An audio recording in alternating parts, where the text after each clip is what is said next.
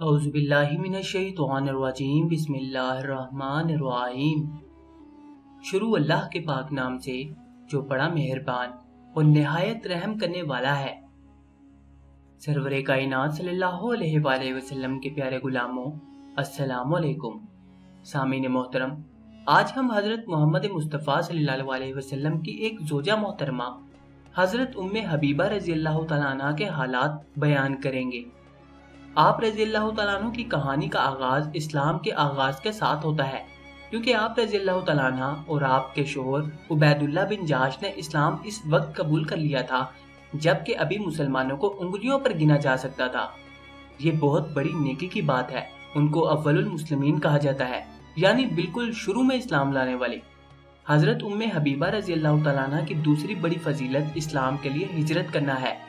اسلام میں صرف اللہ تعالیٰ کی خاطر اپنے وطن کو چھوڑنا ہجرت کہلاتا ہے، اور اس کو اللہ تعالیٰ بہت پسند کرتا ہے اور بہت ثواب دیتا ہے۔ اسلام میں پہل اور ہجرت کرنے کے بعد جو سب سے بڑا انعام آپ رضی اللہ تعالیٰ عنہ کو ملا وہ حضرت رسول اکرم صلی اللہ علیہ وسلم کی بیوی بننا تھا۔ اس طرح آپ رضی اللہ تعالیٰ عنہ کو خیر البشر یعنی دنیا میں سب سے اچھے انسان کا ساتھ ملا، اور آپ رضی اللہ تعالیٰ عنہ سارے مومنین کی ماں بنی۔ کتنے بڑے بڑے انعامات ہیں جو ان کو ملے۔ اللہ تعالیٰ آپ رضی اللہ تعالیٰ عنہ کو جنت میں اعلیٰ ترین جگہ دے اور ہمیں ان کی اچھی باتوں پر عمل کرنے کی توفیق دے، آمین۔ آپ کو یہ سن کر حیرت ہوگی کہ اتنی نیک خاتون اسلام کے سب سے بڑے دشمنوں میں سے ایک ابو سفیان کی بیٹی تھی۔ پہلے ان کا نام رملہ تھا، ان کی والدہ کا نام صفیہ بنت ابو عاص تھا۔ ایک روایت میں ان کا نام ہندہ بھی آیا ہے۔ رملہ کے دو بھائیوں کے نام امیر معاویہ اور یزید تھے۔ امیر معاویہ سلطنت بنی امیہ کے بانی تھے اور یزید بن ابی سفیان فتح مکہ کے دن اسلام لائے۔ عبید اللہ بن جحش سے آپ رضی اللہ تعالیٰ عنہ کی ایک بیٹی حبیبہ پیدا ہوئی، جس کی وجہ سے آپ رضی اللہ تعالیٰ عنہ ام حبیبہ کہلانے لگیں اور اپنے اصلی نام سے زیادہ ام حبیبہ کے نام سے مشہور ہوئیں۔ آپ رضی اللہ تعالیٰ عنہ کے شوہر حضرت صلی اللہ علیہ وسلم کے پھوپھی زاد بھائی تھے۔ مکہ میں بتوں کی پوجا ہوتی تھی، مگر یہ ان سے بیزار تھے اور سمجھتے تھے کہ پیدا کرنے والا معبود خدائے واحد ہے۔ اس لیے جب اسلام کا پیغام سنا تو اپنی بیوی سمیت اسلام لے آئے۔ ابتدا میں جب غریب کمزور لوگوں نے اسلام قبول کیا تو لوگوں نے اس کو کوئی اہمیت نہ دی۔ مٹھی بھر مسلمان ایک صحابی ارقم رضی اللہ تعالیٰ عنہ کے گھر میں جمع ہوتے، وہیں عبادت کرتے اور حضرت صلی اللہ علیہ وسلم کے تازہ ارشاد سنتے۔ مگر جوں زیادہ لوگ اسلام کی طرف توجہ کرنے لگے تو کفار مکہ کے کان کھڑے ہوئے۔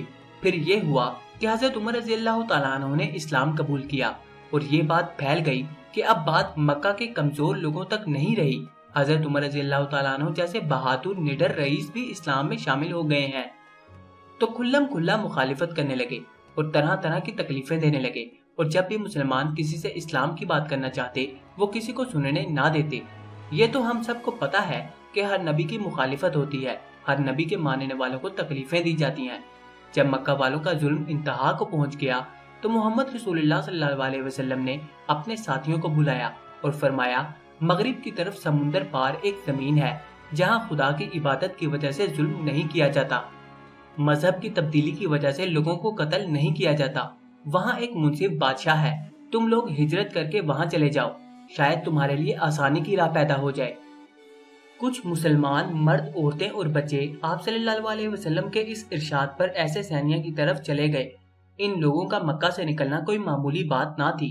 مکہ کے لوگ اپنے آپ کو خانہ کعبہ کا متولی سمجھتے تھے اور مکہ سے باہر چلے جانا ان کے لیے ایک ناقابل برداشت صدمہ تھا۔ وہی شخص یہ بات کر سکتا تھا جس کے لیے دنیا میں اور ٹھکانہ باقی نہ رہے۔ حبشہ میں عیسائی حکومت تھی، وہاں بادشاہ کو نجاشی کہتے تھے۔ جیسے اس وقت کے بادشاہ کا اپنا نام اسہمہ تھا، مگر وہ اسہمہ نجاشی یا صرف نجاشی کہلاتا تھا۔ یہ بادشاہ دل کا نیک تھا، اس نے مہاجرین سے اچھا سلوک کیا۔ حضور صلی اللہ علیہ وسلم کے نبوت کے دعوے کو 5 سال ہوئے تو خفیہ ہجرت کرنے والوں کی تعداد 100 سے بڑھ گئی۔ ان مہاجرین میں عبید اللہ بن جحش اور حضرت ام حبیبہ رضی اللہ تعالیٰ عنہ بھی تھی۔ عبید اللہ کی بدقسمتی کہ کسی وجہ سے اس کا دل اسلام سے کھٹا ہو گیا اور وہ دین سے پھر گیا، یعنی مرتد ہو گیا، اور اسی حالت میں حبشہ میں وفات پائی۔ حضرت ام حبیبہ رضی اللہ تعالیٰ عنہ کو اللہ تعالیٰ اپنے فضل سے سچی خوابیں دکھاتا تھا، جس سے انہیں آئندہ ہونے والے واقعات کا اندازہ ہو جاتا۔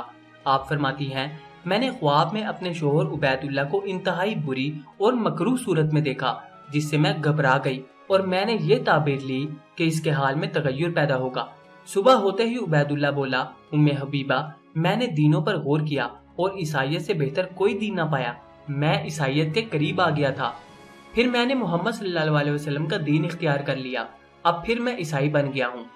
میں بولی اللہ کی قسم اس دین میں تمہارے لیے بھلائی نہیں، اور میں نے اس سے اپنا رات کا خواب بیان کیا، مگر اس نے خواب کی پرواہ نہیں کی اور شراب پر ٹوٹ پڑا یہاں تک کہ موت آ گئی۔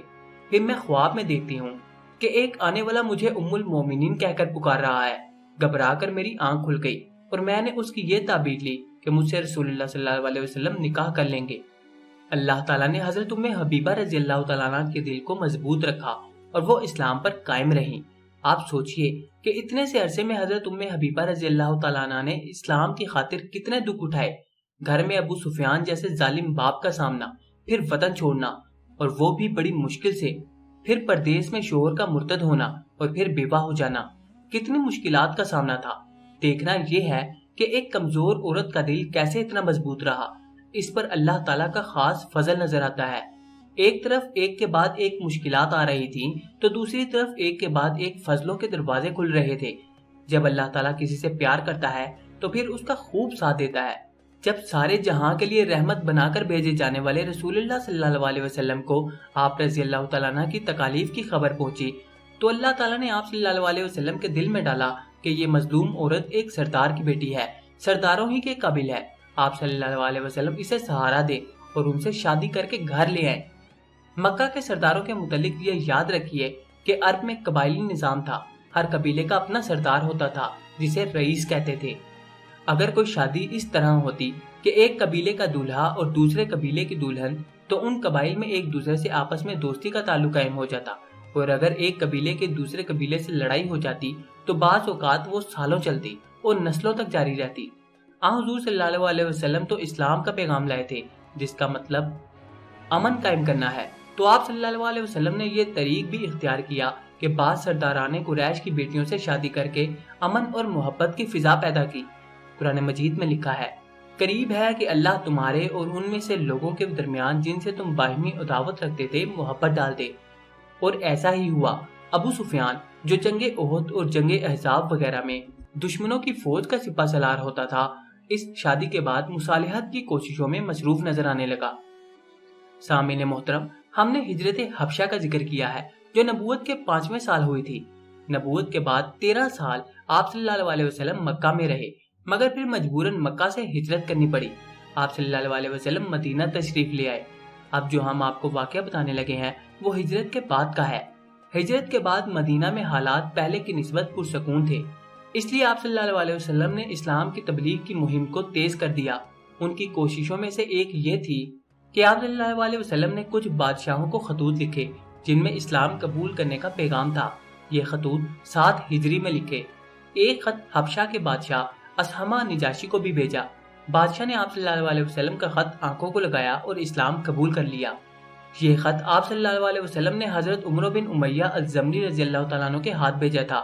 ان کو آپ صلی اللہ علیہ وسلم نے اسہمہ نجاشی کے نام ایک ذاتی خط بھی دیا تھا جس میں یہ لکھا تھا کہ وہ آپ صلی اللہ علیہ وسلم کا نکاح ابو سفیان کی بیٹی ام حبیبہ سے پڑھا دے، اور دوسرے یہ کہ حضرت جعفر بن ابی طالب رضی اللہ تعالیٰ عنہ اور ان کے ساتھیوں کو جنہیں حبشہ گئے بہت عرصہ ہو گیا تھا اپنے انتظام میں واپس بھجوا دیں۔ اسہمہ نجاشی نے آپ صلی اللہ علیہ وسلم کے حکم کی تعمیل میں یہ دونوں کام کیے، فوراً نکاح کے انتظامات شروع کر دیے۔ سب سے پہلے حضرت ام حبیبہ رضی اللہ تعالیٰ عنہ سے پوچھا کہ اس طرح رسول اللہ صلی اللہ علیہ وسلم کا پیغام آیا ہے، آپ رضی اللہ تعالیٰ عنہ کا کیا خیال ہے؟ حضرت ام حبیبہ رضی اللہ تعالیٰ عنہ اس خوشگوار وقت کو یاد کرتے ہوئے فرماتی ہیں ابھی میری عدت پوری ہی ہوئی تھی کہ میرے دروازے پر نجاشی شاہ حبش کا قاصد کھڑا تھا اور اندر آنے کی اجازت مانگ رہا تھا، اور اس کی ایک لونڈی جس کا نام ابرہہ تھا اور اس کے کپڑوں کی اور تیل کی منتظمہ تھی میرے پاس آ کر کہتی ہے بادشاہ نے آپ کو یہ کہلا بھیجا ہے کہ رسول اللہ صلی اللہ علیہ وسلم نے مجھے لکھا ہے کہ میں آپ رضی اللہ تعالیٰ عنہ کا نکاح آپ صلی اللہ علیہ وسلم سے کر دوں۔ اللہ نے آپ رضی اللہ تعالیٰ عنہ کو خیر کی بشارت دی ہے۔ بادشاہ سلامت نے یہ بھی پیغام دیا ہے کہ آپ رضی اللہ تعالیٰ عنہ نکاح کے لیے اپنا کوئی وکیل کر دیجئے۔ حضرت حبیبہ رضی اللہ تعالیٰ عنہ اس پیغام سے بے حد خوش ہوئیں۔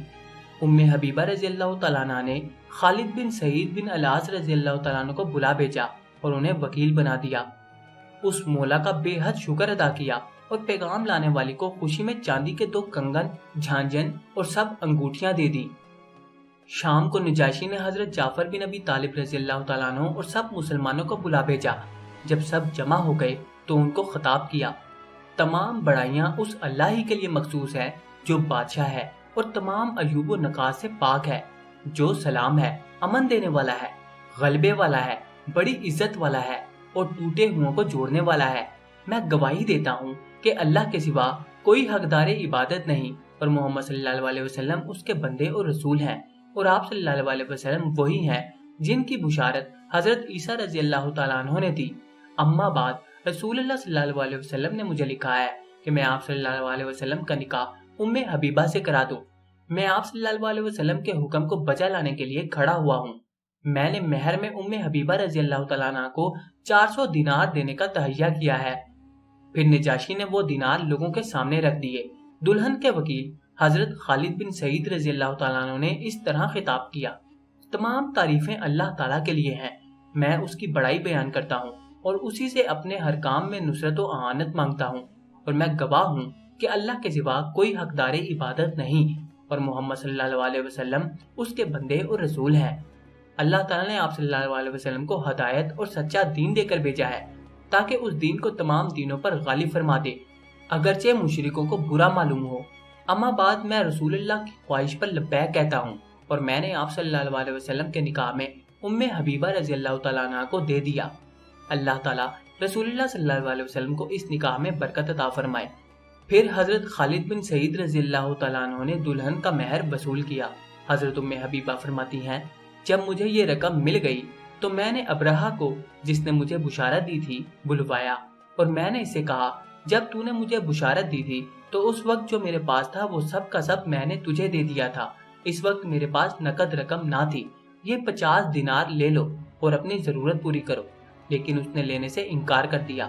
پھر میں نے اپنا ڈبہ نکالا جس میں نجاشی کی دی ہوئی تمام رقم تھی اور وہ ساری رقم اسے دے دی، مگر وہ بھی اس نے یہ کہہ کر لوٹا دی کہ بادشاہ نے مجھے حکم دیا ہے کہ میں آپ کی اس رقم میں ذرا سی بھی کمی نہ آنے دوں، بس آپ میرا اتنا کام کر دینا کہ رسول اللہ صلی اللہ علیہ وسلم کو میرا سلام پہنچا دینا اور آپ صلی اللہ علیہ وسلم کو بتا دینا کہ ابرہہ نے اسلام کو سینے سے لگا لیا ہے۔